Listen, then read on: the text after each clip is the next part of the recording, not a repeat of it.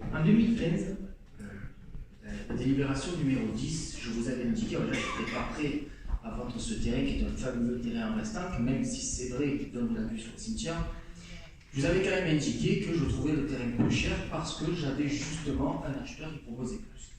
On avait expliqué effectivement en 2015 que c'était fait, il n'y avait plus à faire, et puis qu'est-ce que je venais faire là. Donc, ça a été fait, donc il n'y a pas de souci. Aujourd'hui, on nous explique quand même que le projet n'a pas fonctionné. Monsieur A. Il va savoir pourquoi, aujourd'hui on n'a aucune information sur ce projet, je vais savoir pourquoi il n'a pas fonctionné. Je dis aujourd'hui qu'on va avoir un terrain qui perd donc 24 000 € évaluation Transdomaine par rapport au prix qu'il avait en 2015.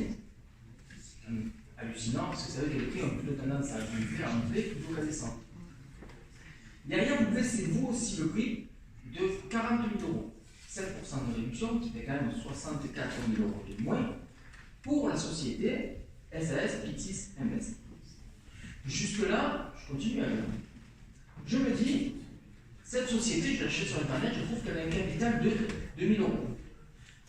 Bon, pas de souci, capital de 2 000 €, ça paraît comme curieux, mais quand même, elle a eu société la construction du parc de Mondragon. Donc ça peut être quelqu'un, je regarde donc son gérant, M. Gilet, qui est un ancien de la société Vinci, je me dis, ça peut peut-être tenir la route. Je vais quand même voter contre parce que je me dis, il faut garder ce terrain. Sauf que là, je me dis quand même, les 4A, ils trouvent leur compte. Donc à ce moment-là, allez, je fais une concession sur ce que je pense et on va me donner les 4A. Dans un sursaut quand même, pour être sûr, je téléphone au 4A hier soir. Étonnement total de la dame que j'ai au téléphone des 4A, qui me dit déjà, je ne savais pas qu'il y avait une délibération qui allait passer sur nous, ce qui est quand même hallucinant.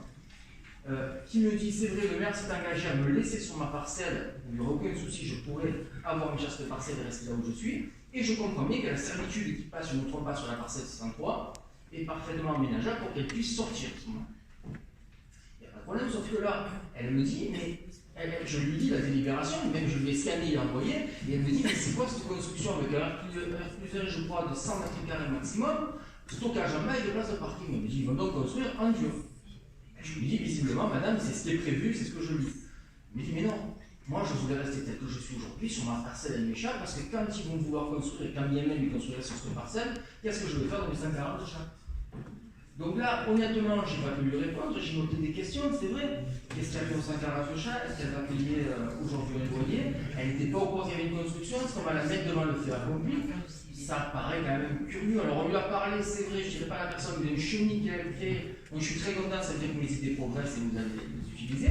Mais qu'est-ce qui va se passer pour cette dame aujourd'hui, qui n'est pas du tout rassurée, et je tiens quand même à dire aujourd'hui, mais ça la concerne directement. Peut-être aurions-nous pu la contacter et dire avec elle qu'on allait lui créer un local en dur avec des places et au mouvement. C'est la question que je vous pose maintenant, et j'adapterai mon vote en fonction de